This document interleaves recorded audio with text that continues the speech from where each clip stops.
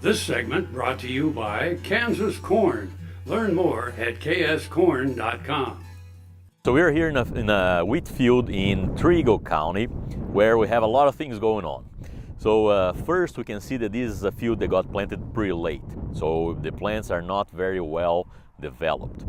It was not only planted really late, but it was also planted in no-till conditions, which in this circumstance here might actually have helped with some type of winter kill.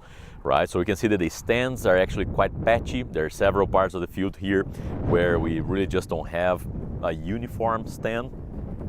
And that might be because of, for example, winter kill, especially in that heavy residue. What happens when we have a heavy no-till residue is that the crown of the plant might end up being formed very close to the surface.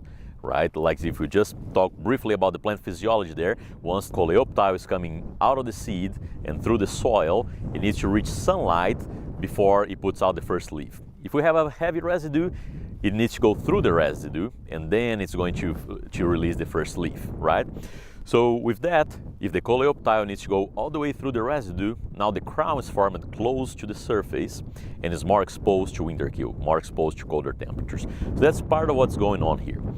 But not only that, a later planting and a lot of residue, we're also looking at a field here that has definitely not gotten probably any fertilizer yet here, and it might still get because it is still going to be timely here. But what we're seeing is these patches of darker green, just contrasting it with a very kind of brighter yellow, light green field here, which can very well be nitrogen deficiency or sulfur deficiency. The way we differentiate both is that sulfur deficiency, we're going to see more of an upper part of the canopy showing those deficiencies. This is more or less what we're seeing here, so I'm tempted to say that we're more in a sulfur deficient field here, as opposed to the nitrogen where the color of the plant is going to turn more of a pale yellow rather than a bright yellow. And the leaves where we're going to see the symptoms are more in the older leaves, right? So I'm tempted to say that in this field here, we're looking at pretty severe sulfur deficiency on top of a late planting and quite a bit of no-till residue, which probably helped with potential winter kill.